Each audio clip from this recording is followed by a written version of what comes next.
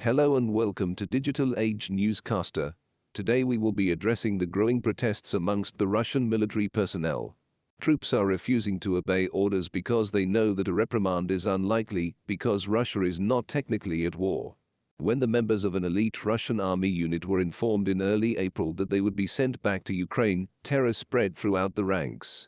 The regiment, which was stationed in Far Eastern Russia during peacetime and first entered Ukraine from Belarus as the war began at the end of February, fought fiercely against Ukrainian troops. It soon became obvious that not everyone was in support of it, says a member of the unit who declined to be identified with his real name. "I want to return home to my family, and not in a coffin."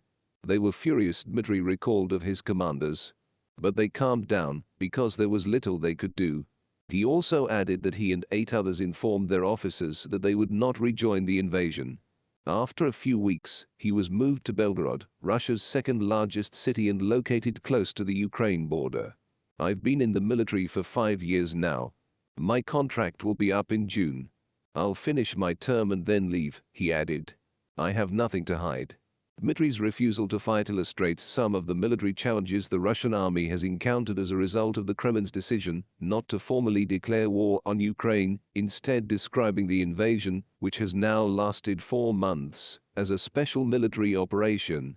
Soldiers who refuse to fight in Ukraine under Russian military regulations can be dismissed, but cannot be charged, according to Mikhail Benyash, a lawyer who has been advising soldiers who opt for that choice. "Hundreds, if not thousands, of soldiers have contacted my team for assistance on how to avoid being sent to Ukraine," Benyash said. 14 members of Russia's Southern Krasnodar National Guard were dismissed after refusing to go to Ukraine. "Commanders actively try to intimidate their troops with jail time if they dissent, but we inform the soldiers that they have the option of saying no," Benyash said. "There are no legal grounds for a criminal case against a soldier who refuses to fight on Russian soil. As a result, many soldiers have chosen to be discharged or transferred rather than enter the meat grinder." A similar story, according to a Russian media service, was provided by Sergei Bokov, a 23-year-old soldier who at the end of April decided to leave the army after fighting in Ukraine. "Our commanders didn't even argue with us because we weren't the first ones to go," he added. Benyash said that if Russia were to declare a full-scale war, it would be more challenging for soldiers to refuse to fight. During a time of war, the rules are quite different.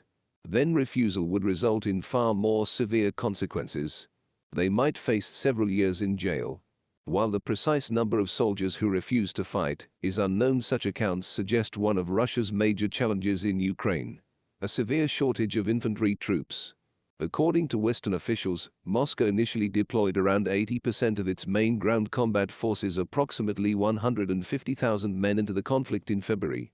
However, significant damage has been done to that army, which has struggled with supply shortages, morale problems and an underestimated Ukrainian resistance. "In the coming weeks, Putin must make a call on mobilization," said Rob Lee, a military expert. "Russia's ground units do not have enough contract soldiers for a long-term rotation. Troops are becoming exhausted. They won't be able to keep this up for long." Despite Putin's earlier claims that Russia would not use conscripts in the war, one option for the Kremlin is to authorize the deployment of conscript units to Ukraine. Conscripts could fill some of the gaps, but they will be inadequately trained. Many of the units assigned to train conscripts are engaged in combat with one. Without conscripts, Russia may soon find it difficult to keep the territory it already occupies in Ukraine, he warned, especially as Ukraine receives better equipment from NATO. The Russian authorities have quietly stepped up their efforts to recruit new troops as it became clear that a fast win in Ukraine was unlikely.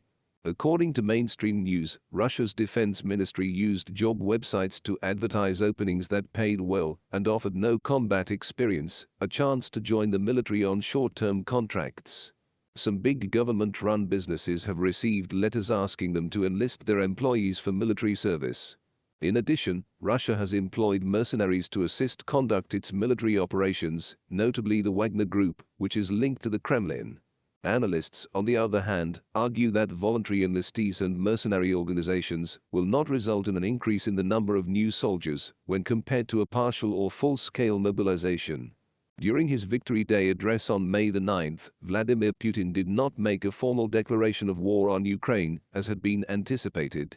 It's possible that the authorities are concerned an all-encompassing mobilization would inflame sectors of the public that support the special operation, said Andrei Kolesnikov, a senior fellow at the Carnegie Endowment. Mr. Shoigu went on to state that he was sure the Russian authorities understand the situation, adding that while there is a desire for military action among some Russians, they don't want to fight. A general mobilization, according to Mr. Shoigu, would entail huge losses of untrained soldiers. While the current state of the conflict allows Russian troops to refuse service, some troops have stated that it has also hampered their care. During one of the recent Ukrainian assaults on the Russian border area where he was stationed, a junior sergeant claims to have been wounded. His superiors claimed that because his injury took place on Russian soil, meaning it did not fall under Russia's special military operation rules, he should not be entitled to monetary compensation up to £2,500 for wounded. It is unjust, the soldier said. I am fighting in this war just like everybody else in Ukraine, putting my life on the line. If I don't receive the compensation that I'm owed soon, I'll go public and create a problem about it. Thanks for listening. If you'd like to hear more news in podcast-style video format, hit the subscribe button to be notified when news breaks. Your feedback on the story is welcome in the comments section. Until the next updates, have a pleasant day.